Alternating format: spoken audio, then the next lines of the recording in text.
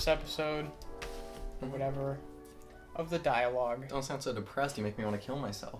First episode. There you go, buddy. You talking about wanting to kill yourself makes me depressed. Dialogue. The dialogue. My name is Gage. What's your guys' name? My name is Kyle today. My name is Micah. Before we jump into this, just wanted to say hi. Hello. And, what are you up to? I don't know, it's something we've been wanting to do for a while, I think. Specifically me. And I finally got you guys on board. Not like you I've weren't. been on board Not the like whole you time. weren't on board. Yeah. But, like, I was like, guys, I need you to kick me in the butt because I can't. You needed a tech-savvy guy. Let's be real. I'm a retard when it comes... I mean... It's, I'm canceled. I just think that, like, I wouldn't want to do this by myself, so it was nice to have some people who were wanting to do it with me. Mm-hmm. So I thank you very much for helping me get this going. It's going to be fun. Of course. Whatever it is, we're not going to overthink it. We're just going to have a good time. I think we all kind of want to express ourselves and have fun conversations about whatever, particularly movies, if I'm not mistaken. Yes, sir. I don't know why you're doing that. Is there something... We're going to have fun. Okay. It's going to be fun, guys. And then, We're going to have a lot of fun. Yeah. Yep. Before we... I'm like Great Gatsby going on. Before we get into like the main discussion that we were wanting to have, I was thinking, because obviously this Corona stuff has been going on for a while, and we've been in quarantine and things have been weird, and I wanted to talk about our first movie experience, theater going experience we've had. We should have a good icebreaker at the beginning of each thing. That's a good idea. Yeah. So. We're obviously figuring this out as we go along. Yeah. I think so. I mean, I definitely could see, like, I don't know, assuming we keep doing this, 5 episodes down the line, I think it's going to look very different from the way we're doing it right now. I think we'll very much know what we're doing. So. Wait, so since the coronavirus has started, our first theater experience back? Yeah, like the when we went to Oregon, because I think, like, that was, like, a little reinvigorating for people like us because we love movies and stuff. So I don't know. I want to talk about that experience. I wanted to hear your experience going again because I didn't really get to talk to you about that. Yeah. So yeah, you're the one who wanted us to go. I was gonna ask if you could kind of explain what happened. So I was kind of having withdrawals from. No, seriously, I probably went to the movie theater before this like at least twice a week. And so, like, not being able to go at all for, like, months on end was, like, driving me crazy. And so I was constantly looking up, like, all right, what is the closest theater that is going to be open to us? And I was just looking and looking and looking until finally I saw some places were in phase 3 of the coronavirus. And that's when, like, theaters are supposed to open. So I found one in Oregon. And I was, like, right on the border of Oregon. I was, like, 2 hours away. And it was the closest one. I looked. I went over the entire map of Washington. Oregon was the closest one. And so I was like, I gotta go now. And they were showing classic movies like, they showed Indiana Jones and the Temple of Doom. Why is that the only one I can remember? Back to the Future, Jurassic Park, and The Hunt. They showed The Hunt, which was a more recent one. Mm-hmm. So we went and we saw, and honestly, it was a really fun trip there. All 3 of us went. Yep, all 3 of us went. It was a really fun trip there. We saw Back to the Future, it's one of my favorite movies, so obviously seeing that on the big screen was awesome. Yeah, you guys love Back to the Future, and I'd already seen it. I was the only one out of the 3 who had seen it in theaters, which was kind of weird. Because you didn't like it? Like, I mean, I don't I'm like not it as much as us. Like, I'm not, like, the biggest Back to the Future fan. So, but it was, like, definitely the best experience I've had watching it, because I was actually watching it with people who really love that movie. Watching it with people, like, awkwardly whispering facts in your ears. Yeah, like, I mean, it was probably annoying to other people, probably not because there's a bunch of old people, but, like... There was only, we were practicing social distancing, so probably nobody could hear us. I'm pretty sure there was only one other family in there.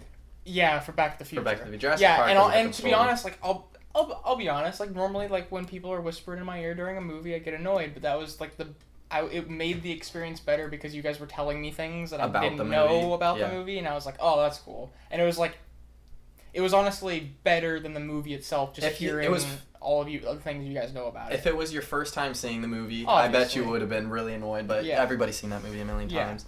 And then Jurassic Park was really interesting because I was never a huge fan of Jurassic Park at all. I didn't get it, but that's because the first and only time I ever watched it, I watched it on this like rinky-dink television with like a super pathetic speaker. So I was like, I don't get it. What's so awesome about Jurassic Park? Like, I don't get it. And then you watch it in a theater experience, and like every time a dinosaur roars, you get like chills, and like you get you truly get to see the visual effects in their full glory, and it's just a completely different experience in the theater. I think that's funny because like you said you were like a pretty big fan of Jurassic Park, like more so than Back to the Future. Yeah. Yeah. Yeah, I would say like out of all like the Spielberg blockbuster like classics, Jurassic Park is definitely the one that I hold highest. I think Jurassic Park is probably my favorite now. Before then, I would have been like, I don't get it. I don't get the hype. But now I get it. Yeah. I guess that was the one that I actually like watched a bunch as a kid. I didn't get introduced to Indiana Jones. I guess Jaws isn't technically a kid's movie, but it's PG. I didn't get introduced. I mean, I technically not for the first time, but I watched Jaws recently. And for the first time paid attention, now that I'm older. I'd watched like a couple times and didn't pay attention. But like, yeah, Jurassic Park is the one that I grew up with. And I think a lot of Spielberg movies kind of bank off of that, growing up with them and them being nostalgic. Not to say they're not good, but I think that like, if I had grown up with the Indiana Jones movies, I'd probably hold them to a higher regard. Maybe. I don't know. I get you. Definitely, yeah. I really like Jurassic Park. What other Spielberg, like, blockbusters are there that I'm forgetting about? The classic ones. E.T. was another one. Is Saving Private Ryan's Spielberg? Yeah, but that's not like, I don't know if I would put it in the same category. It's one of his best. I think it's like it's like Spielberg's like more like artsy, like Schindler's List. He's got like not different his blockbuster categories. stuff. Like Close Encounters. Would you put that in the Jurassic Park? Oh yeah. Yeah, that's what I was thinking too. E.T. and Jurassic Park were the two that I grew up with. Jones. I haven't seen E.T. in my adulthood yet, so I can't really say much about that. It terrifies you. Oh my god, as a kid, yeah, that scared the shit out of me. It was the same way. Yeah. Yeah. Like, oh my god, that scene where he's like out in the fucking cornfield. Yeah, it was the same scene. Oh my god, what's the sound that he makes? It's Yeah. So it's like, and I think I read that they did like an old lady with like a smoker's cough did the sound effects. Oh for my E.T. god! Really? I could be wrong, but like I feel like I've read that. I feel like it's like a car engine mixed with something, or it's just like a turkey. It's like turkey, or an old lady with lung cancer, and yeah, like a tractor starting all at the same time. Yikes! And then, yeah, but anyway, Jurassic Park's like Yeah. And then it's not my favorite Spielberg movie though. I think it's my favorite. Do you guys know what my favorite Spielberg movie is? War of the Worlds. Yeah. Gotcha, buddy. I still don't get it. I don't know. We can It's pretty save good. that for I've never liked. Spielberg did Minority Report, didn't he? Yeah. Oh yeah. Ooh, that might be up there for me. I really like Minority Report. Do you like War of the Worlds? Yeah. I've never liked War of the Worlds. I don't like you. It's one of my Well, favorite I'm just kidding. I love that's just too bad. That's fair. And then me and my dad and my little brother. My little brother had been begging to see. He's like my little mini me, and he'd been begging to go to a theater with me. So I was like, all right, next time we go, or I go to the theater, I'll take you, and maybe Dad will want to come along or whatever. And then we saw the Avengers, which I was one of the few. So this is my experience with the MCU. I watched Iron Man in theaters. The next MCU movie I watched was Spider-Man: Homecoming. So I skipped like 10 years of the MCU in the theaters. So so I missed the Avengers in theaters. I can't believe that. I know. It's because I had to beg my parents to take me to the theater, so it was like a once or twice a year thing. You saw Avengers in theaters, right? The first one? Yeah. Okay. Yeah, it's like I don't know how you like didn't. It's just surprising. I had to beg them because obviously I didn't have money and I couldn't drive, so I'd be like, please. I don't think I was seeing like every single movie in the Marvel Cinematic Universe Most of until the first Avengers came out. Mm-hmm. And I think right around like Age of Ultron is when I started to just like fully pay attention. Mm-hmm. Yeah. Well, I told you when you asked me originally if I wanted to go watch Avengers, and I was like, yeah, that would be really cool. Mm-hmm. But not only had I seen Avengers in theaters, but I was also thinking to myself, I've also seen Endgame in theaters like 3 times, and I feel like it's the equivalent of watching the first Avengers. Especially when they go back in time. They go back to the best parts, yeah. And it's like, I don't know. No, but I got like absolute chills when like the opening like logo came up and the thing started to, or not the thing, but the theme started to play, and then during that like iconic circling shot of them, got chills during that. And Harry Potter was cool. And then I got to see Harry Potter in theaters, which wasn't as like awesome as I would have hoped, because the difference between that is I saw the last 3 Harry Potters in theaters, so I had kind of already experienced that. It was still pretty cool, but Harry Potter 3 is my favorite one. So I honestly think it's, when it comes to filmmaking, I think it's like the best. Yeah, one. I mean, Editing, I think you could score, at least say that much personally. Yeah. I wish what's his name, Alfonso Cuarón, I think that's how you say his name. I wish he would have done Alfonso Croissant. Croissant. I wish he would have done all of them. Yeah. Like, Goblet of Fire is my favorite just because of the source material, just like the plot line. If he had done that movie, oh my gosh, that would have been amazing. Because I think we've got a cat walking around, so hopefully nothing gets knocked over. Yeah. Well, I wanted to rewind a little bit because I want to talk about like just how much fun. I mean, obviously, like going to a movie theater. We took it for granted. It's like so much fun. Yeah, definitely. Like it was a lot of fun. Like the journey itself, and I honestly think it was better than like the watching. I also wanted to say while we were talking about Jurassic Park, watching that movie on the big screen was like a whole new experience because of the sound mix. Yeah. But anyway, and then the journey down there because it was like an hour 45-minute drive from where we live, and then so like that was a really fun experience, and I think that like obviously the journey itself and just hanging out was fun, but because we were going to see a movie and like feeling that magic again was like really cool. Oh. So, kitty cat. Oh, he's just eating some food. So anyway, I had fun, and now that that's totally gonna pick up on the mic. Now that the fucking Ellensburg theater's opening back up, we'll have to go there. Yeah, but they're showing Batman Begins, and I want to go so bad. But I was gonna say, like, it's so much fun journeying to the Dalles or whatever. Come here, kitty. That it's like I'd be willing to make that journey again, even if it's longer. Yeah. So, yeah, I don't know. It's whatever. Sorry, not meaning to ruin the podcast. It doesn't matter. This is laid back. We don't care. We can cut parts out too. Yeah. If we want to, we don't have to. But this week I think I'm going to see Batman Begins, and because I'm pretty sure this is a hunch that they're gonna show The Dark Knight and The Dark Knight Rises too. The Dark Knight would be really cool. Oh yeah. I don't think I saw that in theaters. I mean, I was 8 when it came out, so we're young. When did that come out? 2008. 2008. See, it's really easy to know what year. You were 8 in 2008? Yeah, because I was born in 2000, so it's really easy to know. Like, in 2012 when Avengers came out, I was 12. It's super easy. Barely an inconvenience. I have to add, like, 1 year. Yeah, because you're stupid. Yeah. Are you 99 or 98? 99. You're 99 years old? I'm 99 years old. I'm just gonna, like, die fall right apart. now. Disappear into. Is it true that you shit yourself when you die?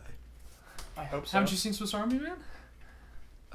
It's been a while. What's the point of death if you don't shit yourself? It's the only time you get an excuse. I mean, even when you're a baby and you're shitting yourself, it's just inconvenient for everybody. But when you die and you shit yourself, you're just like... It's one last fuck you to the world. It's like you're finally... You can just wither away into the earth and your own poop, and... No one will know. That's what the meaning of life. Yeah. Speak for yourselves, guys. I mean, I shit myself every day, and I don't feel like I have to apologize for anything. Hell yeah. When's the last time you guys shit yourself? Wait. No, I'm just kidding. Wait, are you being for real? Yeah. Alright, so when I was 12 years old... Oh wait, we're doing this? When I was 12 years old... It's a great first episode. It's a segue. Yeah, when I was 12 years old... We're talking about social networks. So. Oh, yeah, we're going to talk about the social network. So I had to fart really bad, and it was Halloween night, and I knocked on someone's door and was going to say trick or treat, obviously. That sounds... And I was like, I don't want to fart in front of this person that's going to open the door, some old lady or whatever. It looked like an old lady's house. So I tried to push it out really quick before she opened the door, because I'd already knocked. And a little pebble came out. I pushed too hard. A little pebble came out. 12-year-old me was not happy. Did you say trick or treat? Trick or treat. Yeah. Well, you go for next, Gage. When did you last shit yourself? I don't even honest to God, I couldn't tell you. I had no idea. I swear to God, if I have an IMDb someday and in the trivia thing it says Micah May shit himself when he was 12, I'm gonna be I did really shit myself sad. in I'm gonna grade. write that myself one day. What's the quote? Wait, what? In my IMDb in the trivia section one day it'll say Micah May shit himself on Halloween when he was 12. Okay. Go ahead. Me? Wait, did you say? I don't remember when I last shit myself. I think I was really young. I have the opposite problem. You were too young. You were No, I just out of the womb you were wiping your own ass. I can't control my bowels in the sense where it just doesn't want to come out, so I gotta I don't shit myself. Did you know when babies are born, when they first poop, it's black soot? It's really weird. I have heard that, and I don't like it. Well, you're probably most likely out of the three of us to have a kid first, so you have to let us know. I'll let you know. Yeah. But yeah, as far as me, It just looks like Nutella. Stop. Okay, go ahead. I mean, yeah, I don't really remember either, but I like have a vivid memory of like second grade being like sick, and like, it just like, I was just like we were doing like some round table thing, you know, they set you up in like little reading groups and like you're like reading from something, And then suddenly you shit yourself. and like while I'm waiting, yeah, just like, just like a little bit of diarrhea. Oh, okay. Poor guy. Just sliding out. So Welcome to the podcast. Yeah, everyone. Second grade. I don't share this story with many people. Wait, you're gonna share it with the world? I might have told you this before, but yeah. So second grade, I don't remember like what happened. It might have been a scenario like yours, where like you just try to squeeze out like what you think to be a little toot. A little toot. Yeah. But with it comes a pile of shit. And a pile? Mine was a pebble. Okay, I don't know about speak a pile. for yourself. No, so I was I was like walking into, I think it was first or second grade, and I don't remember how it happened. All I remember is the shit. I don't remember the build up or anything. And all I remember doing is sitting down and feeling the shit in my pants like move because I sat on the shit in my pants. You did tell me this story. And then I don't know. So let's just say that like some of maybe a little bit, like just like a little of the shit, just like a little of the shit got on the chair maybe, and then like the poop chair. Everybody in the class called it the poop chair for the whole year, and nobody ever knew who did it. Oh. And because it just sat in the back of the class. Until today. So if you were in Did you go to school with him at that time? No. That was in Spokane. Oh. Yeah. We didn't meet until like junior high. Mm. Yeah, so... And that's where I shit myself. Legend says that poop chair is still there. Oh my god. We're 20 minutes in and we have not talked about the Social Network or Steve Jobs. Okay, speaking of shit, Social Network... Shut the fuck up. I'm just joking. Yeah, if you want, we can move on. We can talk about that. Alright, I think our topic here stemmed from me and Gage getting in an argument one night over what was better, the Social Network or Steve Jobs. And, yeah, that's what we decided to make our topic about today. And I like both movies, so I decided to also. Kyle being the devil's advocate and the indifferent person in the argument. Shocker. Fuck no. What a surprise! Wow. I like both of them. It's just I would never go out of my way to like watch Steve Jobs again. Like I respect Steve Jobs for what it is, and I. It's not bad by any means. It's just that it doesn't tickle your. No, it doesn't tickle my pickle, and I would much rather watch the Social Network. And I own the Social Network, and would much rather watch that. Okay. I like both movies a lot because I feel like you've yet to say which one you like more though. Yeah, what do you like more? Well, let's build up to it. Let's build up to it at least. All right, fine. The climax. I feel like I know your answer, but it's okay. I feel like I told you already. I don't think so. All right, well, whatever. I'm just gonna say off the bat, like both movies. Well, first of all, the movies are very similar. They're both. Well, mine doesn't have an actor called Michael Assbender, so my movie wins. It's Michael Fassbender. Okay. Anyway. They're both written by Sorkin. Yeah, they're both. You like Sorkin. Written by Aaron Sorkin. Both movies are directed by two of like one of my favorite directors, David Fincher and Danny Boyle. Yeah, there's a lot. I think they're both based off books. Social Network's based off a book called The Accidental Billionaire, and Steve Jobs is based off a book that I can't remember, but I think it was written by Steve Wozniak, and I think he was book. Yeah. Oh shit. And I believe Steve Wozniak was like an executive producer on Steve Jobs. I could be wrong. Wow. Okay. What's really interesting is that I really like Fincher. Yeah. And you are not the biggest fan of Fincher. Yeah. For some reason. Not sure. Which is really interesting because you're very much dialogue based in your movie selections. And the one movie that you like of Fincher, Zodiac, is the one Fincher movie I don't like. I like some Fincher movies. I just can't get to that next. Yeah. Like, I like Social Network. I would say Zodiac is definitely my favorite, just because of like Not Alien 3. Alien 3 is like no, just because the subject matter of Zodiac, I think, is what I'm so into. The subject matter. Did I say that? Yeah. Subject matter. Thank you for correcting me. You're welcome. Michael was just gonna let me go with it. What a friend's for. He was subject matter of Zodiac. Myself right now. And like I don't know if it has anything to do with Fincher to be like I don't know. I mean, you would think I would like Social Network quite a bit too. Mm-hmm. But I guess Zodiac is just like enough for me to really get into it. Oh my god. Max has a lot to say about the Social Network. Yeah. But yeah, I guess I'm just not the biggest Fincher fan. I don't know. I kind of just feel like a disconnect when I watch his movies, and I can't say they're bad, you know? What would you say is like your favorite Fincher movie? Zodiac. Zodiac? Yeah. Okay. Zodiac, and then I guess like I like Social Network to an extent. What's your favorite Fincher movie? Social Network. Okay. Mine is Social. The funny thing is Social Network's actually like my third favorite. Okay. It actually goes like third Social Network, second Fight Club, and first Seven. Oh yeah. Oh, I do. 7 is probably my second. A lot of people hate Alien 3, but like that's one of my favorite Alien movies. I don't know why. So, and I was like pretty shocked to find out that was by Fincher too. I was like, I wonder why I like this so much. Yeah, he's because Fincher doesn't even like that movie. Have you seen any I really other like it. Micah, like Danny Boyle movies? Train Spotting and Train Spotting 2. Is that it? I think so. What are some of his others? Yesterday. Oh, Yesterday. Yesterday's okay. Yeah, that's interesting. Now that I think about it, I don't really like any of Danny Boyle's movies. Not to say. 127 Hours? No, I haven't seen it. Not to say that I don't respect. Like, obviously, they're good movies. They're just not my movie. I'm not gonna like trash on a director because he makes good movies and I respect them for what they are because there's a lot of art and integrity that go behind them, but they're just not for me, you know. Yeah, I mean, I'm like a really big like Train Spotting fan, and like I don't know. I like Train Spotting 2 more than the first Train Spotting, which is you know what? That's very. It's more optimistic, I guess. Very valid, to be honest. Have you seen 28 Days Later? No. I actually haven't all the way through. Oh, okay. I recently watched that, and like I like it a lot more than I used to. Interesting. Danny Boyle's got like a really.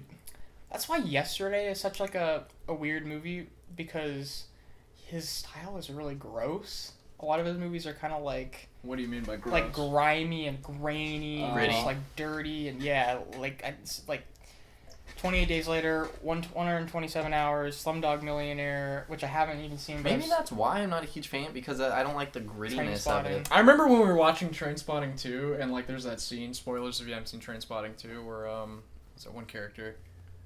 The guy tries to like suffocate himself with the bag over his head, and then Ewan McGregor's character saves him, and he just vomits, and you just out loud are like, why are these movies so disgusting? Yeah, there is an even worse part from Trainspotting, which I don't even want to, like the first one, that I don't even want to talk about. Those movies are full of just disgusting scenes. Yeah. Have you guys seen Sunshine? No. Is that by him? Yeah, not the biggest fan of that one, but that one's kind of like grimy and grain. I just think of grain. His movies are so grainy. Me and you were talking about this the other day, but like Danny Boyle has like a really like random track record. Oh yeah. Like he's so like he does movies like Trainspotting, and then he does Yesterday, and then he does and normally like Hours. I'm kind of weird about that. Like he obviously does have his style, but like his stories and scripts are all so different in genres. They vary. And I'm normally like kind of. Like I don't like directors who do the same thing over and over and over, obviously, but I do like to see, them handling stories that are, their style flourishes and you can see like a through line. And Boyle kind of like still has a style, but it's just so all over the place, and I really appreciate that, and I find that rare, for me. I feel like you like really can't, with lack of a better term, boil down Danny Boyle's style. Yeah, because, I mean, like you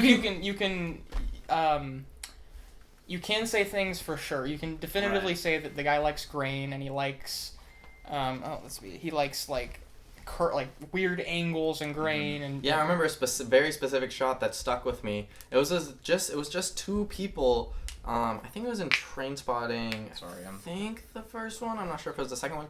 it was just two people talking, and they had an angle where, like, if you were talking, Kyle, the camera was just, like, right here, angling down at them, and I had just not seen that before, and it was, like, very unique. He does, like, really and it worked for angles. his movie. And he definitely does do that in Steve Jobs, but, like, Steve Jobs, comparatively, as well as Yesterday, they're very they're cleaner movies, I feel like. Mm-hmm. They're more accessible to, like, a wider audience. Yeah, he still has his weird angles. Maybe not so much Yesterday. I feel like Yesterday's a little bit more mainstream, but I still, like, really liked Yesterday. But Steve Jobs is kind of like a bridge, it seems. Like, I'm wondering if Boyle's going to start doing more accessible stuff, because Steve Jobs was kind of like a old and new type thing. Even, like, you look at, like, the structure, how it goes from, like, 16 millimeter to digital, so it goes from, like, dirty to clean, kind of. I don't know. I think that was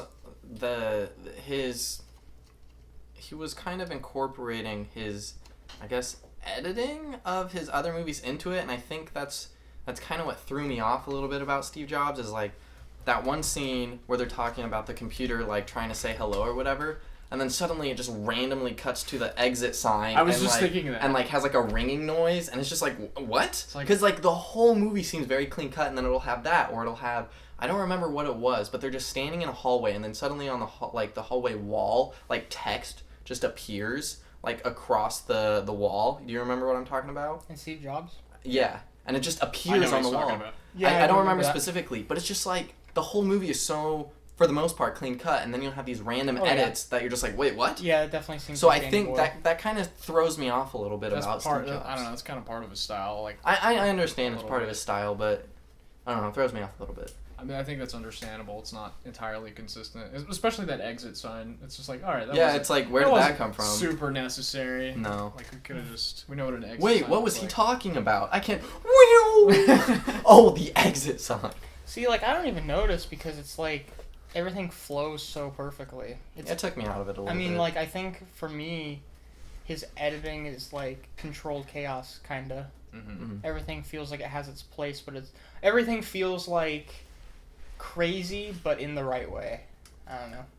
I still like David Fincher, just to, like, kind of transition to talking about him a little bit. I think he definitely has, like, a more, you can more nail down, like, what the type of movies he makes. Like, he tends to make types of movies. Yeah, he tends to make movies that are usually, for the most part, a lot of them are, like, crime movies, a lot of them are thrillers, a lot of them are about, like, really gross subject matter, or really intense subject matter. And with Danny Boyle, you don't know what you're getting. He's just, like, kind of But I think his style is more apparent, but I think that, like, you know what movies you're gonna get out of Fincher more. Right. So I think that's the difference. I think for sure.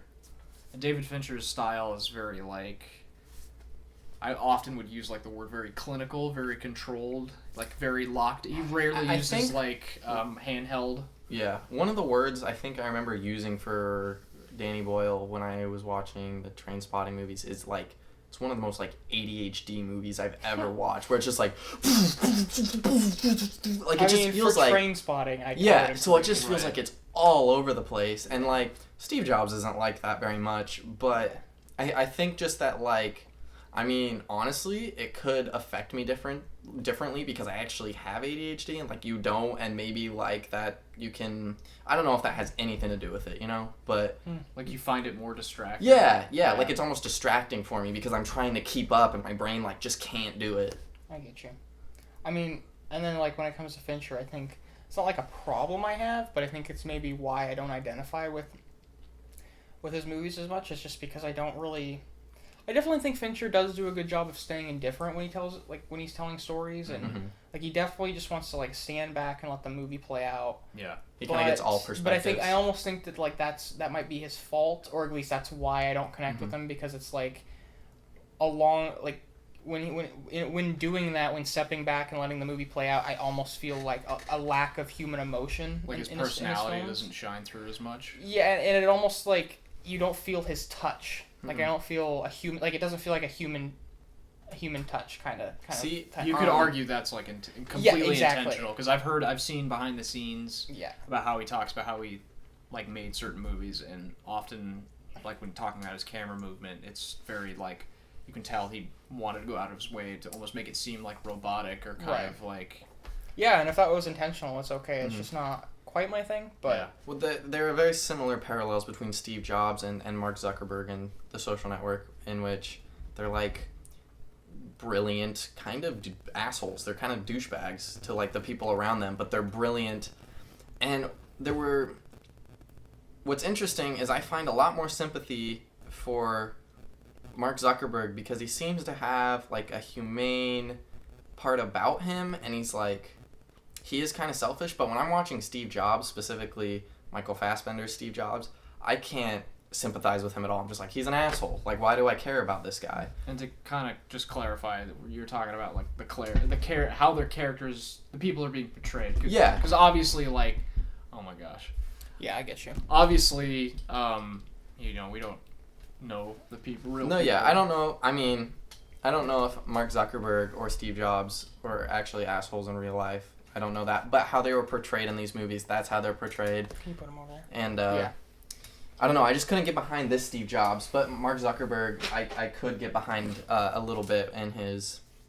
Yeah, I mean, it's funny that you say that because it's like the complete opposite for you. Exactly the opposite for me. It's so interesting. Apparently, there were like a lot of, like, they were really bending the truth on The Social Network. Yeah. I think like the major thing that everybody talks about is like I don't know how much you remember when the last time you watched Social Network was, but throughout the movie, like, there's like this through line of like, well, in the beginning he gets broken up with that girl. Yeah. That girl didn't exist. Like, she's completely fictional. Yeah. And Mark Zuckerberg, interestingly enough, like, when talking about the movie, was like yeah, it's weird because, like, you know, I've been dating the same girl since before I even made Facebook, and we're married now, and we've been dating this whole time. So it's like, how could, the blog post that he writes at the beginning is like word for word, like, taken off of wherever he was writing that about some girl. So, and that's in the movie. So it's like, yeah, the character's fictional. Give and take for... The character's fictional, but it was almost like created out of necessity because who was he talking about? He clearly was talking about someone. Yeah. Yeah.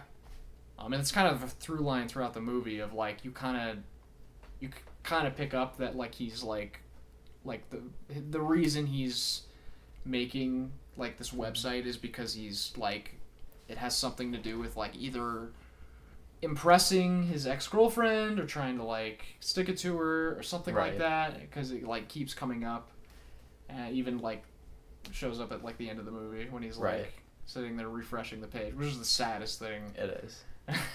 I mean, like the whole subplot with like Steve Jobs, and I think it was like his kid or who wasn't his kid, however they're arguing with it, I didn't really care about that. I was like, I don't care. Like, it was like every little personal thing about Mark Zuckerberg I was like really invested into. And like everything about Steve Jobs and his personal life, like I thought the stuff about the technology and like the confrontations he had with the people within his group were like genuinely really interesting and had really great dialogue. But then you bring in like the kid and it feels like it just slows down the movie completely, like puts it to a halt, and I'm just like, yeah. And one thing I really appreciate is that Mark Zuckerberg or Jesse Eisenberg, I've seen how Mark Zuckerberg acts in like interviews and stuff like that, and I feel like Jesse Eisenberg does his own version of that, but he still portrays it really well, like kind of the bluntness of Mark Zuckerberg and how he's very dry, and Jesse Eisenberg does that really well. And yes, Michael Fassbender was good, but I feel like it wasn't something where like Jesse Eisenberg, I feel like not a whole lot of other people can do that, you know? Yeah, I totally disagree. Well, what about Michael Fassbender specifically was like... I would say like voice and facial expressions could not be replicated.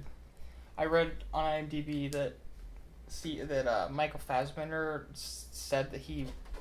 I don't want to like overshoot it, but I think he read the script like over 100 times and he memorized it. Mm-hmm. And I feel like he just had every mannerism, every like voice crack, every single thing just completely down. And just, I don't know, every single sentence that comes out of his mouth and word, like, I don't know, I just believe and it's super unnatural and unorthodox. And I don't know anything about Steve Jobs. Do you know what he sounds like? Honestly, if that's not how Steve Jobs talks or acts at all, I don't really give a shit. But like, I mean, Fassbender does not sound like that. I really like what he did with his voice is remarkable, and his facial acting too, mainly with his eyes.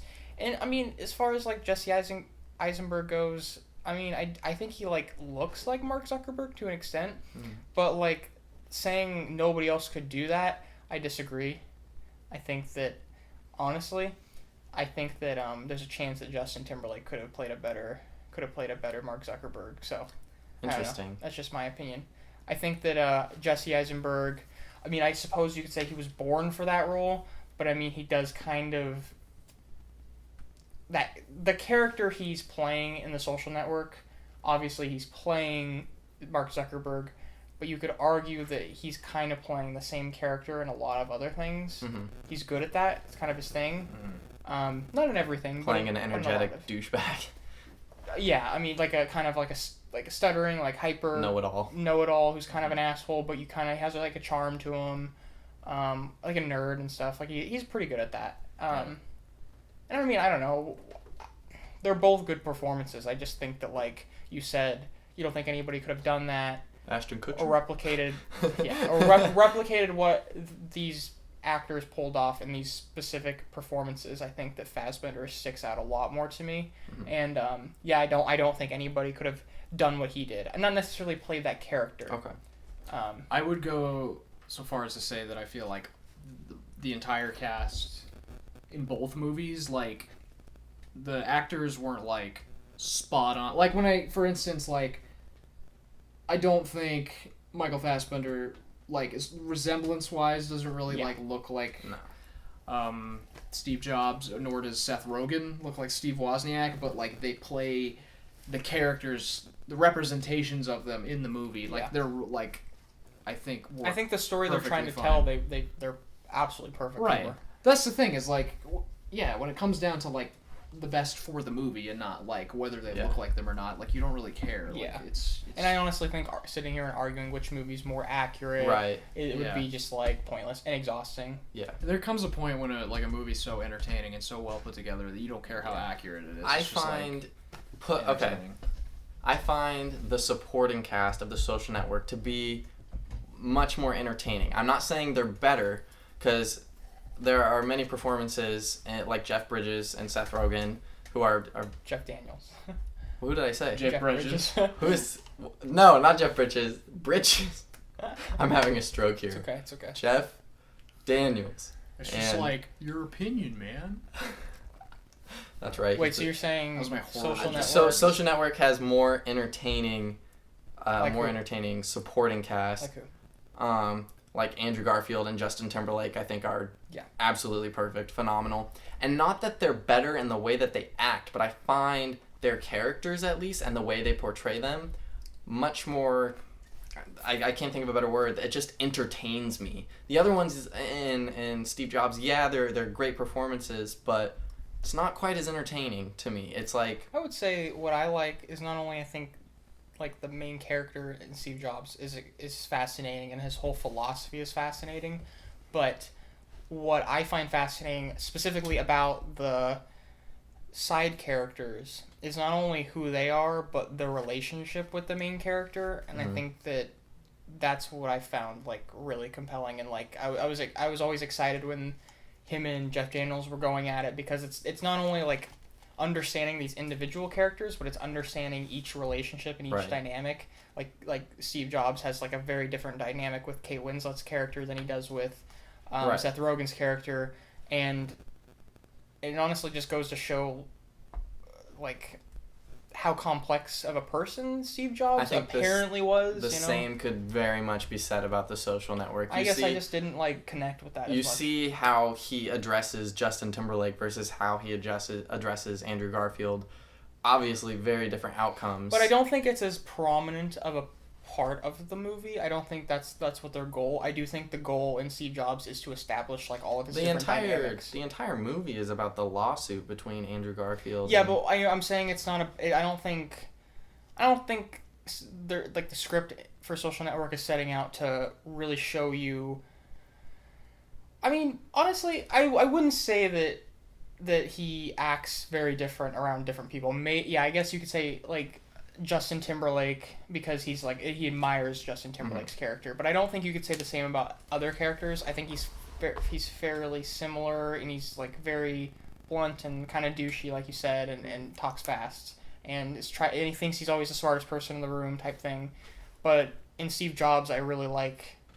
I mean, I think same could be said, but he also has a different dynamic with people, and and you can tell when he respects somebody, you can tell when he doesn't, you can tell when he feels above someone, and maybe when he feels threatened, and I just like that subtle aspect, and I do think that you learn a lot about his character through his relationships. And I mean, I don't know, I can't say that the same doesn't go for Social Network, but I definitely didn't feel that watching it. So interesting, because everything I say about the Social Network, you feel the exact opposite about, and you think the same way about Steve Jobs, and everything you say positive. Yeah, I mean, about they're both Sorkin movies. They're very similar. They're both about these smart, kind of supposedly jerky people to an extent, and you know, and it's very interesting. Is he falling asleep like that? Just leave him. So, I mean, I guess to kind of take this elsewhere, I think the structure of Steve Jobs is the thing that I admire most about it.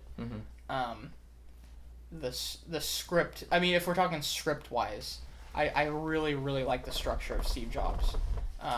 And how each act, it's very Birdman-y in the sense where, like, all the locations are, like, in an auditorium, and it definitely feels like a play to a certain extent. I think that's why I didn't like it necessarily. Yeah, I mean that's why I liked it, because I like Birdman as well, and I like settings like that, and I like how each day takes place, or each act takes place on a different day, instead of literally just starting when they were developing the computer, which I believe Jobs did that. The Ashton Kutcher one, I don't know, though. I never saw it. But, like, I don't know. I don't find that nearly as interesting. And it's amazing to me that I love a movie about Steve Jobs so much, because I don't know anything about it. I mean, I don't really care. It's not like I do care, but it's not something I really find super interesting. And the fact that they made me so interested, and the fact that it's, like, one of my favorite movies, basically, is amazing to me. And I do think a lot of it has to do with the structure and the filmmaking, and the way the script is outlined, and how each act, you learn from him through these specific days in his career and what's going on. You learn about him and his outlook and how he feels about things. And I also love the technology transition thing where it's like 16 millimeter, 35 digital. That's like one of the most brilliant things. I adore that. So. I would say structure. And I mean, I think you said you like the structure of Social Network. Yeah, I would just say, I'm not a huge fan of how a lot of the movie for Steve Jobs seems to take place in, like, the same location. For me, that becomes, like, a little derivative, and it's just, like, I don't know. I want to change. Yeah, I mean, that's where you and me will totally disagree. And the Social Network, like that, so. The Social Network, I like that there's always a change in. I mean, it also takes place over a long period of time, and I like the change of college to courtroom. I love the editing when they're cutting back and forth between what they're talking about in their little, I don't know what they call it. It's not a courtroom, but their little, like office. Their conference room where they have legal stuff going on. Yeah, I like that too. I really like how they cut back and forth between that. And was there, I don't remember a lot of cutting back and forth between, like, Steve Jobs. It seemed very, like, one note, like, just kind of playing out chronological. It definitely did that. They cut back and forth. Yeah. I think both movies were, like, edited beautifully. Yeah, 100%. I think that, I guess I should say that the parts of Steve Jobs' life that they chose to focus on, I find more interesting. And I disagree. And I mean, they have different lives, obviously, so you couldn't do the same. But again, I find it way more interesting than if you would just start, like most movies like that would start at the very beginning, and you'd learn how he started doing that. And I mean, what if the movie started out and you're already, like, at the beginning of his career, and you're learning things, and they do cut back quite a bit, but it does not slow down the movie at all. They don't, like, stop the movie to be like, oh, here's when they started it. It complements what's happening, and it cuts back like the perfect times. I definitely like agree with like one of my favorite parts about Steve Jobs is the structure and how it's like obviously it's very stereotypical for like a what would you call it? Autobiography? What do you... like a biopic. Biopic. I don't know why I couldn't think of the word biopic, but seem to be a lot of them being made now, which I'm happy about. Yeah, well, like it's very stereotypical. To an extent, though. Sorry to interrupt you, but like normally I don't get excited about these type of movies. Sorry, go ahead. It's fine. It's very stereotypical for like a biopic to be like, yeah. All right, you see what his childhood was, and now you're gonna see the origin. Then you will see his whole life. It's too easy. But it was like one of the first movies that I saw that it was like, oh yeah, you could do a biopic and just like make it about 3 very specific moments in time.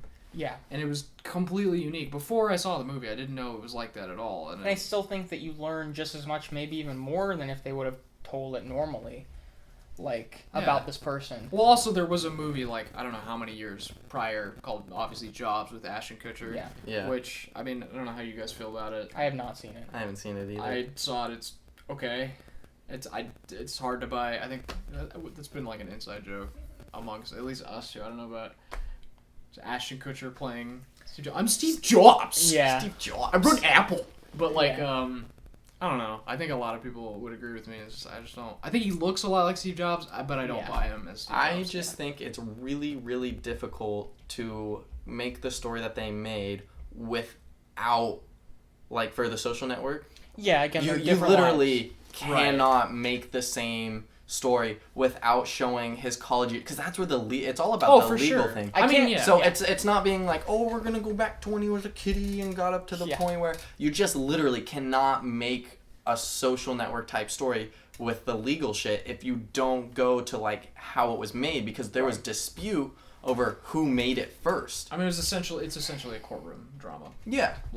So I wouldn't say it's the same as starting from they were a kiddie and going up to the point where they're in the garage making whatever. Yeah. I'm not critiquing the structure of that movie, because they have different lives, obviously, so you can't do that. It's just I think I just much prefer the structure of Steve Jobs, and I just really I think it's more like your just style of storytelling. And Social Network is more my style of storytelling. I mean, you're not wrong. I mean, it's you tend to like a movie that's oh yeah, if I made a movie, I would do it that way. Mm-hmm. That gives me the fuzzies in my brain. Yeah. So. Yeah. And, I mean, they are similar too, which is the why I find this conversation so fascinating, because, there's less separating these two movies than a lot of other movies we could talk about, I think. But it's the small differences that make the world. Right.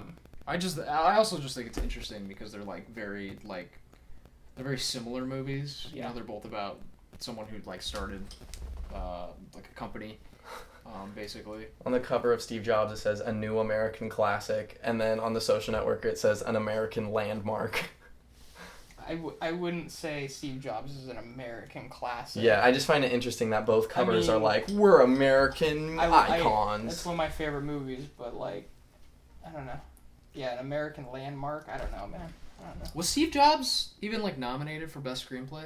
I remember being upset that it wasn't. I don't know. It didn't do amazing. I don't even think he was nominated for best actor. I think the Social Network definitely won some. I'm not sure. Academy Awards. But and I think that's the thing that I'm one of the reasons I'm super passionate about this movie is because I do think with how similar they are, it frustrates me that Steve Jobs is so overlooked and Social Network. I would agree with you. So popular. I just think the Social Network is more easily accessible to a larger audience. I literally think it's as simple as less people saw Steve Jobs because the Ashton Kutcher one came out and they were like, oh, maybe I don't want to see that. That was before we had. Okay, but think about this though. If they called the Social Network Mark Zuckerberg, do you think it would be as popular? I don't know. If they called Steve Jobs Apple, I mean, think about it. You know what I mean? Apple. Yeah. I don't think it's just necessarily the title. I think I do. I think that has a big different. I think it has a big fucking plays a role. I don't know. Plays a role. Yeah. I think I can agree. Then with again, you on if that. they would have called it Facebook, it probably would have like done even bigger. Yeah. I don't know. When did the Social Network come out? Like 2010? But I mean, think about this. Like, probably way more people are familiar with like Facebook and shit than they are with like Mac what 2. Steve Jobs did. So, Yeah. so I think that has a big role to play in it. And honestly, it also has to do with the time period. Because think about it, the stuff they're talking about took place in like what, the 80s and the 60s? I don't remember. Not the 60s. Yeah, that's too early. But like Facebook is present. Facebook is now. They're talking about like the Mac 2 and like it's not something a modern audience would go, "Oh, hey, I use that. I recognize that." Yeah, I mean, I would say like what happens in Steve Jobs and like how it affected like the world was way more important than like the Social Network story is personally. Mm-hmm. But again, yeah, most everybody, and I guess that's why kind of like it's a little bit sad to me. But I don't know. I mean, I guess everybody uses Facebook, so when everybody thinks of Apple, they think of iPhones, and they are their most popular. I mean, would the products. iPhone exist without like if Steve Jobs? I know. didn't, like, but do you think all those people out there that own iPhones go, Steve Jobs created well, no, this? I don't think that, and I think that's like what's kind of 'Cause I sad think- about it. Yeah, that's what I think the difference is people kind of connect Mark Zuckerberg to Facebook. People don't necessarily connect iPhones to Steve Jobs. I think they connect the Mac to Steve Jobs. Yeah. So I especially. think that's the problem is that we don't have like the Mac 2 or whatever that, you know, people with the technology can't connect to as I don't know who easily. gives a shit about Facebook anymore, though. Let's be real. These two people even- 45-year-old dads talking about their If the Social Network came out now, I stepchildren. don't think it would do very well. I mean, I don't think people like the Social Network because they're a big fan of Facebook. Yeah. They like it because of the drama. Not because they're a big fan of Facebook, but because it's so familiar to Yeah. them. And at the time it came out, especially, what would that come out? 2011? 2010. I mean, fuck, man, that was like the peak of it. Do you think so. Steve Jobs ever got to see either Steve Jobs movies, or were they both I think after he- he No, passed this was away? after he died. Yeah. What about the other one with Ashton Kutcher? No, I think that was after he died too. Oh, because okay. Yeah, he wasn't present for either of them because he was dead. So, like, what do you guys... I mean, I guess we've talked about, like, the performances and stuff. I mean, have we, like, talked about the script very much? Yeah. Scripts? Yeah. Like, I feel because like you told me you like Social Network because you think it's, like, way more memorable, like, dialogue Yeah, and I stuff? think when people, honestly, I know this is like a really overused scene, but when people talk about the greatest pieces of dialogue, greatest pieces of script writing ever made, people always tend to point to the Andrew Garfield smashing the laptop scene from the Social Network. The whole sorry, I You left. think, though? You I think left my people Prada point, at the dry do people point to cleaner. that? Like, they do actually. They do. Really? Oh, I had yeah. never seen that scene before I Yeah. watched that movie. That scene I is see it all the actually like time. extremely iconic. It doesn't seem like it would be, Mhm. but I mean, like, it's great. I'm not saying, but I Yeah. don't know. Especially recently when you have Dylan O'Brien reenacting it and doing a great job and reinvigorating that thing. I mean, yeah. I mean, I stand by. I think Andrew Garfield's the best So part of that movie. I think, yeah, I can agree with that. That's what I think the difference is there are many memorable moments out of the Social Network, because I've seen both of them once, and I liked both of them. But there are a lot more things that I remember and that stand out to me about the Social Network than Steve Jobs. I mean, they're both like. Would you go as far as to say they're both like talking head movies? Like the standout thing that's like the center stage on both of them. Yeah. Quoting Steve Jobs is the dialogue. Like they're talking head movies. Oh, yeah. 100%. And I don't know if I would even disagree with the fact, like, I mean, yeah, when I think of Social Network, that scene is definitely the scene that I think about first. But, like, with Steve Jobs, I don't know, I feel like as a whole it's stronger because there are moments in Social Network that are really strong. I think it's just, like, Steve Jobs from beginning to end really feels like a beautiful piece of music that's just, like, you have to, like, you don't, like, classical music, you kind of Right. have to hear the whole bit of it, otherwise you don't get the full emotional experience kind of thing. And like, But every tune has a chorus you can hum, and if there's no chorus that you can remember to hum, no one's going to remember it. What? Where did that beautiful analogy come from?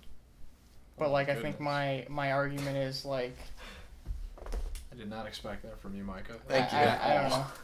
I don't think I don't know. I don't really know what to say to that. What do you say to that? Except for, like, no.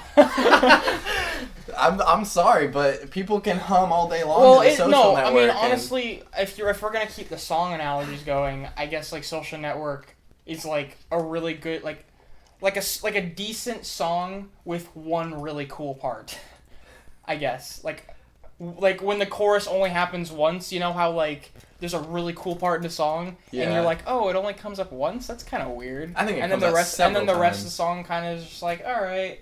Whereas, like, Steve Jobs, I feel like it's just this constant, like, build where I'm always invested the whole time. It's just always dubstep. It's like... Not the comparison I would make. Nope. No, not at all. You said it was a constant build, so I was just making a parallel.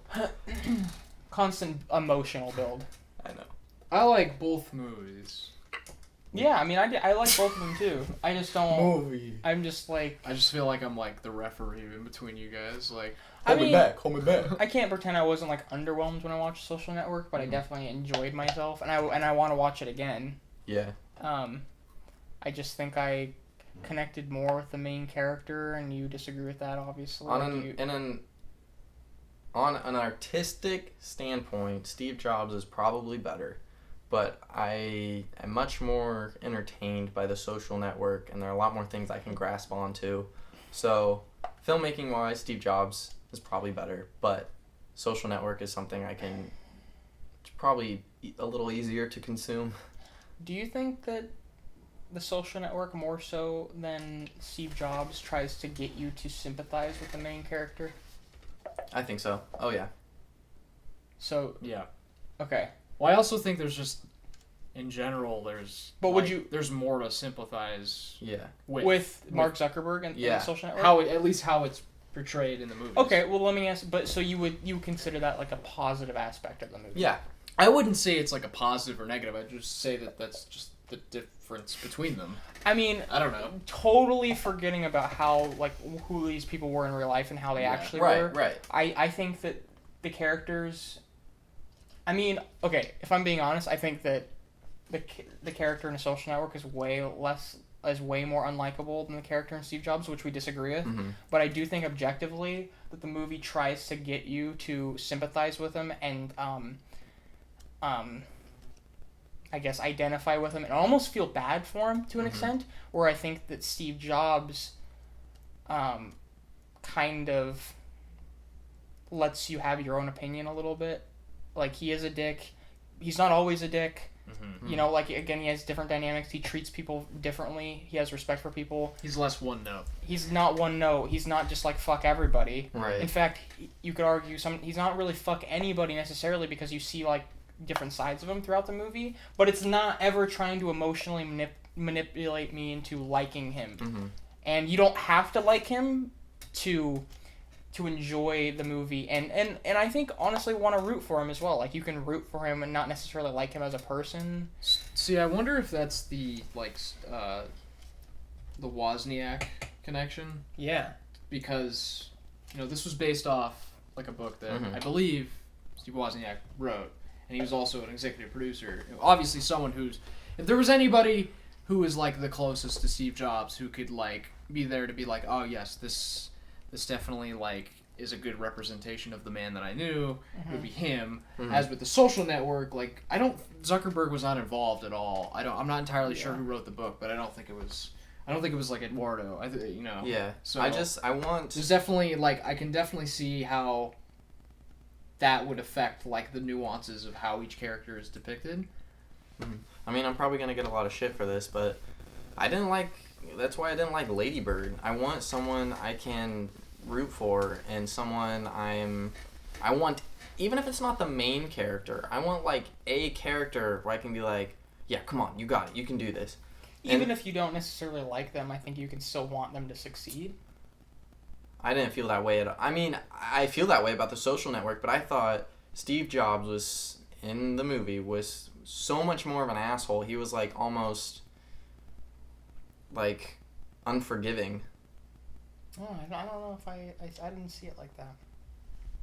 Like, I think you kind of nailed it, like, the one-note aspect of it. Not to say necessarily the character is one note in a Social Network, but I do feel like he was kind of, like, personality-wise, very consistent, and I like how his personality in Steve Jobs is all over the place, and you can't ever really get a read on him. Like, the second you think he's an asshole, he says something kind of charming, and you're like, oh, that's kind of nice, and then he shoots you down in the next scene, and it's just... See, I think I kind of agree with Micah in a sense, but, like, more so with, like, I think it's more complicated in that with...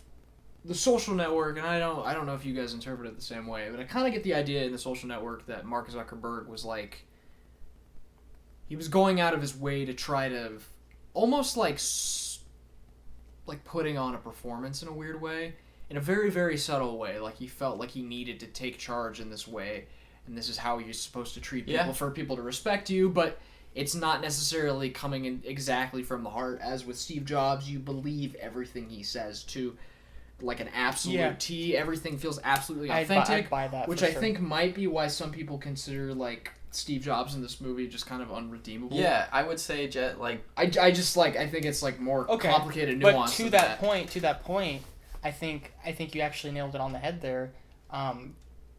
Where like when he's saying things that are really mean and harsh, you believe it. But when he's saying things that are kind and kind of like out of nowhere, you also believe it.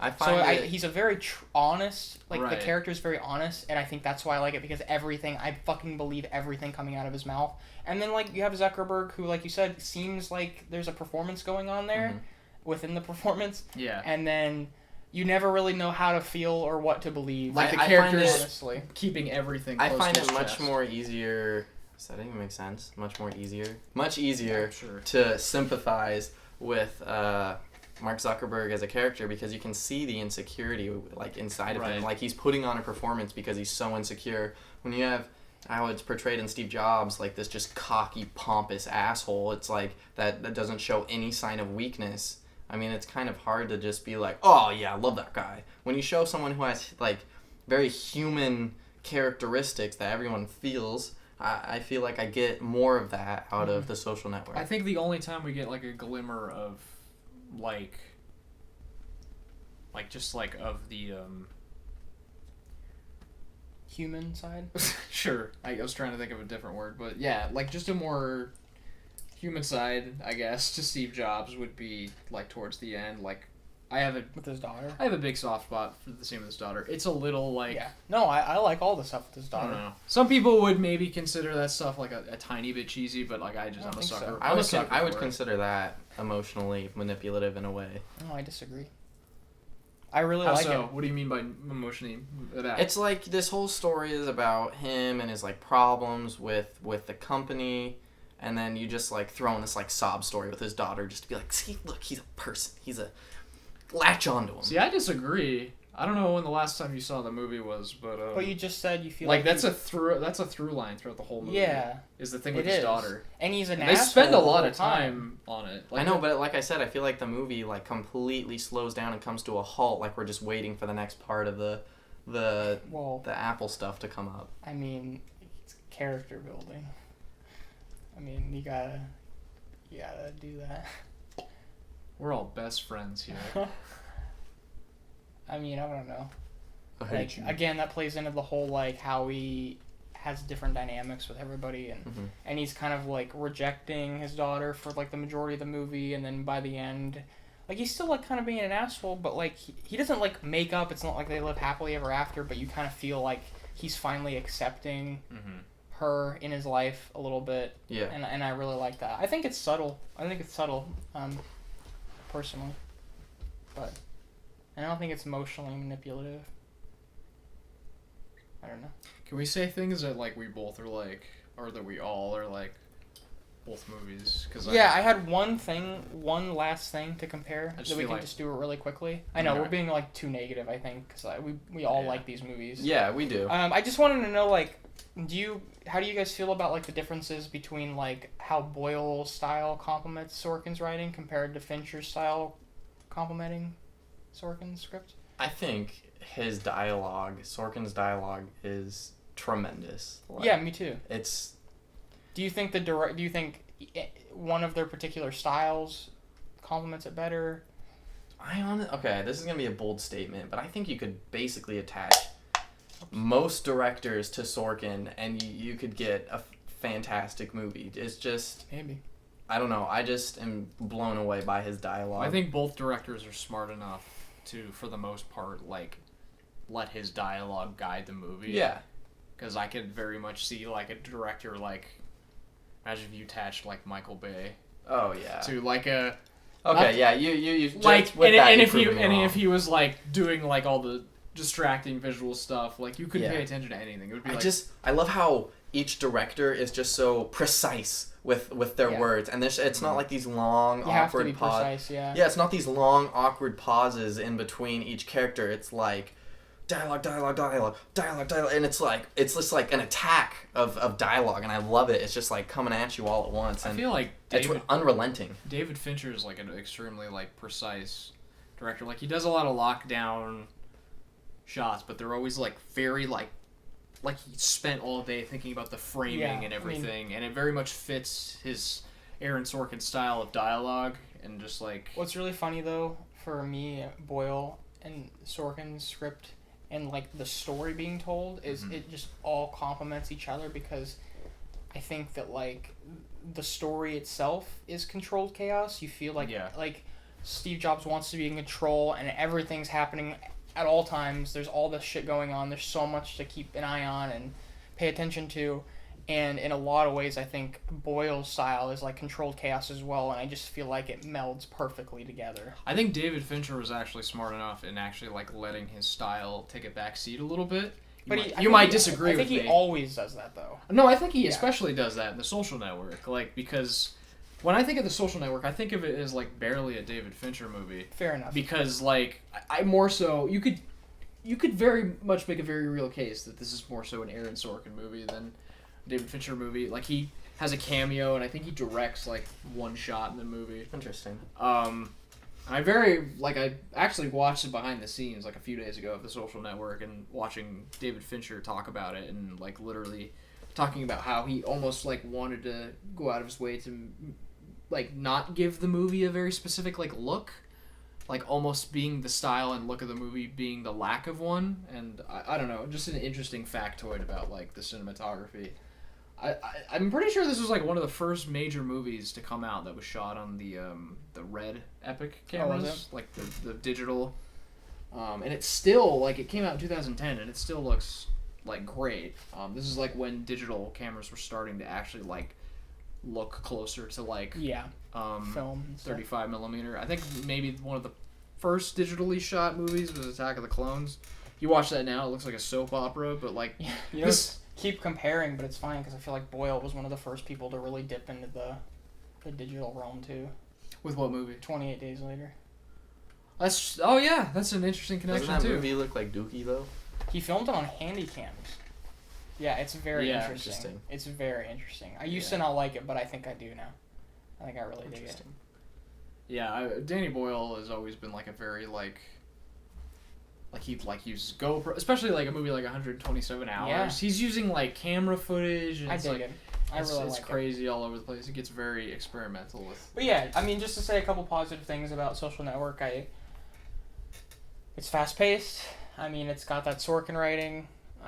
It's entertaining, and I can definitely see myself watching it again. And I think Andrew Garfield's amazing in that movie. I just want to say that, like, obviously both these movies are written by the same screenwriter, but like as far as like Aaron Sorkin goes as a screenwriter, like I've always been like a much bigger fan of. I think it's really easy to make the comparison between like someone like Aaron Sorkin versus like Quentin Tarantino, because both screenwriters have a very like you can very much pinpoint their style. They're both very wordy, but I think there's a very significant difference between them in that, like, Quentin Tarantino is very, like, I would say very character-based. He wants you to, like, know all the little, like, details about a character, how they drink their coffee. That maybe don't even matter. What they think about, a certain TV show. And, like, some people, I think it really comes down to, like, a preference. Yeah. But, like, for me with Aaron Sorkin, what's always been more engaging is that his focus is on, like, what the character wants and, like, the action and, like, it's much more like it definitely like helps drive the plot forward. which I think, just for me personally, it's a lot more engaging. And you can still like have like that wordy, like those back and forths is like what I'm a big fan of. His screenwriting feels like poetry. Back and forths, like as opposed to monologues. I think for the most part, I would say. Yeah. When you think of Tarantino, you think of like a monologue, and more you think Tarantino's kind of like playwrighty. Yeah. And I think that like Sorkin's very. I don't know. It definitely feels like it flows like music or like poetry or just like Shakespearean kind of. I don't know. Yeah. So fun fact, Aaron Sorkin used to be like addicted to cocaine. Oh, if that makes a lot of sense. I can see it. Yeah, it makes sense. Yeah. Question of the day. So yeah, I gotta know, which do you prefer? I like both movies a lot. I'm shocked I don't own Steve Jobs on Blu-ray, but gun to my head, The Social Network. Hell, I figured. I just like, I don't know. Hey, you've only seen Steve Jobs once though, right? No, I've seen it a couple times. Okay. I saw it in theaters. Okay. Interesting. Okay. Yeah.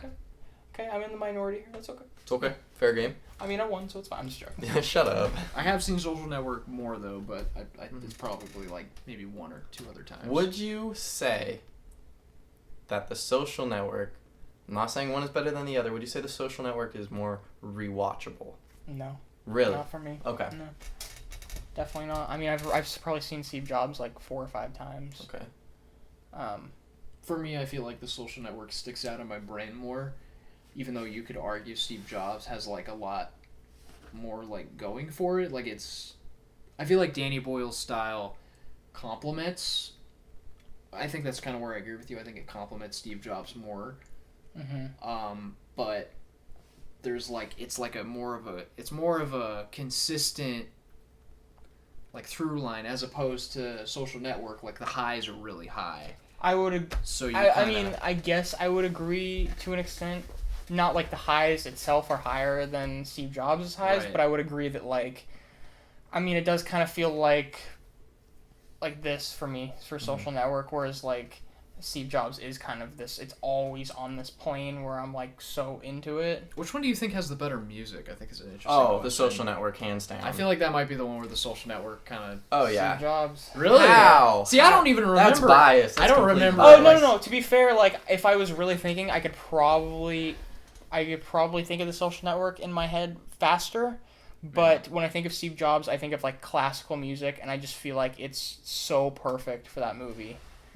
Just like classical. Not that the music in Steve Jobs is bad. It's just like I couldn't remember like a single tune. No. But like, and I don't think that's a problem though. Like I think sometimes that's like my favorite type of music in movies is when you can't like necessarily identify it. Yeah, it's not a problem. It's just like... I mean, it's awesome when, like, a score is so good and you want to listen to it outside the movie, but, like... Yeah. And I couldn't imagine doing that with any of the music in Steve Jobs, necessarily, but... I don't know, everything just... Again, like, I feel like everything's working... Everything's doing its job. Yeah. No pun intended. Why do we keep doing puns, I feel like? But, yeah. I don't know. I love the music, especially the emotional parts. The score is definitely more memorable in The Social Network. I mean, I can't pretend that it's not, because like when I hear it I'm like, oh, Social Network, you know. Yeah, I think you can make a very but I'm not like the biggest fan of it. I'm just being honest. Oh, there goes Micah. Just being honest, like I mean, it's not like I dislike it, but it's like I guarantee you if that same I don't think it complements the movie the way if that same score was in Steve Jobs, you'd be like, best score hands down. I honestly don't know.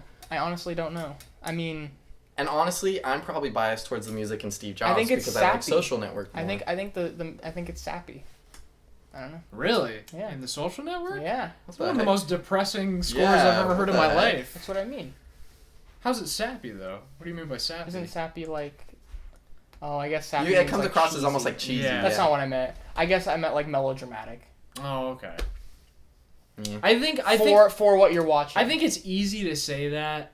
I think people always... This guy's, like, losing all of his friends around him, and at the end of the movie, he's, like, the only one in, like, his circles left. I agree with you. But, I mean, it's trying to make me sympathize with the character that I think is an asshole. A lot of people say... Too much. A lot of people make this argument about The Social Network. It's like, oh, yeah, these people are... Oh, yeah, he's getting sued, and, like, this guy's leaving the company, but it's like, how do I identify or sympathize with one of these people? Because it's like, yeah, his... shares got diluted down to that famous scene, like 0.03% or whatever. Like, you do the math, that's still like millions. So it's like, why, I think for the average moviegoer, But like also like you can't say that you wouldn't be a lawyer up, asshole. Yes, the classic line. But I also think like if you founded like a company with somebody from the ground up and you were getting like 1/16 of or whatever of the shares or the money coming in, like you can't say that you wouldn't be pissed. Yeah. I mean, he's probably of course he's still gonna do like perfectly fine. Yeah, Andrew Garfield just blows me away. Like he steals the show in every scene that he's in. Yeah, I mean, out of the two movies, I think he gives the best performance aside from Fassbender. What do you think about Seth Rogen? I think he's good, but I mean, he can't get past Seth. I mean, he's like giving his best dramatic performance, but I still see Seth Rogen to an extent. Right. You kind of get and the it's sense, not his fault. It's just like how he talks and. I think you get the sense that like the director really had to like really work with him. Maybe I don't know. That's just kind of how. Him and Fassbender have a really good chemistry, I think, in that movie. So I don't know. I'd agree with you. Very interesting casting. All right, what do we both like about this movie? I think I already said. I mean, like, a lot of things I like about Social Network. I mean, a lot of things I like about Steve Jobs are in the Social Network to an extent. You know, mainly like with the script and how it flows and the pacing and. Yeah. I don't think it's bad. I enjoy watching it. It's like, it's definitely a good movie. What about you with Steve Jobs? What do you mean? Like what are positives? What are some positives? I think there was some pretty great casting in there, and I do like the music. I really do, even if I like the Social Networks better. Yeah. I like the music a lot. Mm-hmm. I do love the fact that it changes the like camera style and stuff like in between each day that they go through. Obviously the dialogue is phenomenal. Yeah. I'm trying to think of like for us, like I want one of us to both say something we like about the other movie more.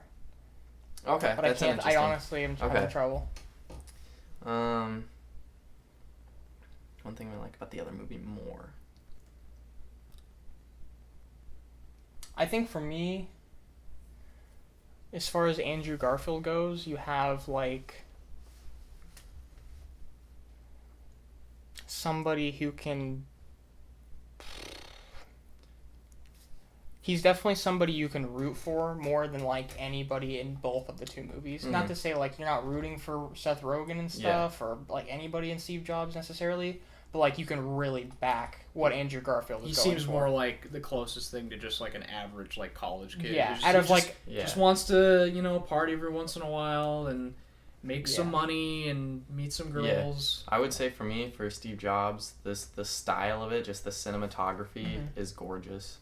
It just looks really good.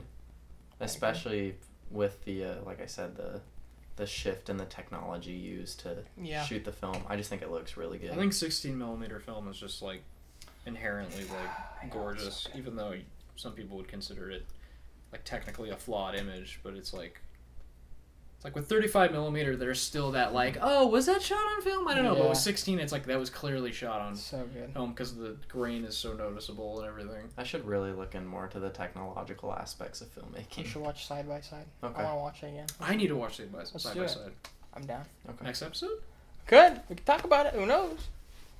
Let's talk about it. And in the future, people like once we actually have people watch this. If they ever do, we can like recommend shit to talk about maybe. And... So if you're listening to this right now and you want something for us to talk about, you should. Yeah, I mean nobody's gonna probably know this exists for a while, but yeah, and I also want to like ask questions too. So if anybody wants to ask any questions, we'll answer them in the next one. Really like is comparing movies that are very similar. It's fun, yeah. And so I think that would be a lot of great suggestions if you have movies that you think are similar that we can watch or have watched, and we can be like. Yeah, like here's what we think literally about anything too. Yeah. Like it doesn't have to like whatever. Yeah. Like Back to the Future. Like I said, I really want to talk about The Hunt and like politically driven movies and stuff. Okay. Sorry. We went on for an hour and 20 minutes. Hell yeah. Jesus. I feel like I said a lot. I feel like I took over the whole thing. I don't think so. I feel like you talked the least. I'm being sarcastic. Oh! Okay. I thought you guys were going to be like... I hope we didn't like drown you, but I feel like you were kind of like being... The middleman. You guys were more like emotionally like invested, and I was like, I'm not going to interject. Okay. Yeah, that's okay. So are we done? Yeah, I mean, we can wrap this up. Do we want to, like, for if there's, like, one person listening who, like, enjoyed this and wants to, like, see what else we've done, I mean, we can kind of give a couple. Yeah. We're all on Letterboxd. All three of us. So you can find mine, Gage Clift. It's just my name. We'll put links in the description, I guess. Yeah. I think mine's just Micah Mays, so. Yours is Kyle Roy, right? Yeah. I log all the cool 80s movies. Yeah, so you can follow us on Letterboxd, and also you have a YouTube channel. Yeah, I have a bunch of short films that I made in high school, and a couple where this guy's in it, and this guy helped. Oh, yeah. And then... Kyle Roy YouTube channel. Yeah. In the description. RC Films YouTube channel where our movies are. I made 7th. Yeah. You can find our movies. Well, that's the first time I've ever done that in a video where I like... You plug your... Yeah, I plug myself. Hell yeah. Yeah, dude. Good. Go watch 7th, directed by me. Yeah. He's in it too. You Why did you looked at the microphone? You're both in it. I edited. You edited the movie. Yeah, Kyle edited the shit out of that movie. We've got what? Oh, stop you. We've got. I could just kiss you. Okay. You've got a bunch of shorts. I've got a couple shorts. You've got a feature. We've got another feature that we've been involved in. Mm-hmm. So we're always working on stuff. Yeah. We working boys. Ask it about it because we like having reasons to talk about our things. Yeah. Because secretly nobody cares. Yeah, true. Yeah. Yeah, you say we make movies. You're like leaning out of the... Oh, you say we make movies and people go, Wait, we that's... make movies? No, see, look, Hello? no one cares. And then they're just like... Oh. That's cute. That's cute. Yeah, it's fun. Good for you. That is one of my least favorite adjectives. Adjective? Is that a describing word? I'm stupid. I don't fucking know. Yes. Okay. One of my Don't you guys write scripts? Shut up. One of my least just favorite giving you adjectives ever is cute. It's like, what do you think about that movie? It was cute. Oh, that was cute. What the fuck does that mean? My mom always says that when she doesn't like a kid-friendly movie. She's like, oh, it was cute. That's a nice attempt. Yeah, pretty much. Honestly, to be fair though, like anytime anybody asks me like what I want to do with my life and like what I'm doing, and I tell them, like no matter what their reaction is, I want to kill myself. Yeah, but then even if they're like super impressed and happy, I'm like, just fucking kill me. Think about the day that we'll have a movie in theaters and like somebody's like, so what do you do? And you just like point to like a theater house and you're just like, just like pull out a laser disc and just like. Just be like, yeah, see the then movie over there? I made that shit. Well, then watch, you'll probably be surrounded by like other film people and they'll be like, oh, was that shot on film? And then you'll be like, no, and they'll be like, oh, that's cute. And it'll be the same thing over again. Damn. Dude. What's your movie about? 80s. That's cute. Gosh, I want to kill people. That's so cute. Yeah, I always try to just like, I'm obviously really passionate about filmmaking, like any of us, but like the farthest that I could like the amount of time that I could extend me being like, I want to make movies. Yeah. Is like, because you just feel so like, I mean, I don't think people think it's. I don't even tell people anymore. I feel like the people that I talk to, it's not necessarily that they think it's like unrealistic or whatever, but it's just like it's so hard to identify with. Yeah. So they don't know what to say. They're like, oh, that's really cool. They think it's a long shot. Like, I just... You might as well be telling them like, I want to go to the moon. Yeah. To them, that's what it is. I just don't like... It's like when you're going through the drive-thru at Starbucks and they're just like, what are you doing today? They don't really care. I don't want to tell you because I know you don't care. That's why. You know? Even if you do care, then that makes me feel weird and I want to drive away. Yeah. Give me my coffee, please. So I've literally just started lying to people because they're like, so are you going to school? And no. I'm like, and I literally just go, oh, I'm taking a break right now, you know, because people take a break between high school I've been and college. taking a break for 3.5 years. And literally, I have no intention of going to college at all. And somebody's like, oh, haha, I hope that break doesn't last too long. And I was like, ha ha ha ha. It is. It's lasting forever. Small tear as you drive away. It was like that break doesn't last too long. Eat my ass. Dude. Yeah. You don't need... no one needs college to... become a filmmaker. Just stay out of my life. That's a whole other conversation for another time. Christopher Nolan We should probably end this. Yeah. Okay. Quentin Tarantino dropped out of high school. Okay. This is like ending our phone calls where we're just like calling each other stupid names until like one of the other person hangs up. I feel like it's both of us just saying okay bye over. We're like okay goodbye okay bye. Bye. Bye. Goodbye. Goodbye. I'm gonna go get cheese out of your fridge. All right, I'm gonna go get water. Bye.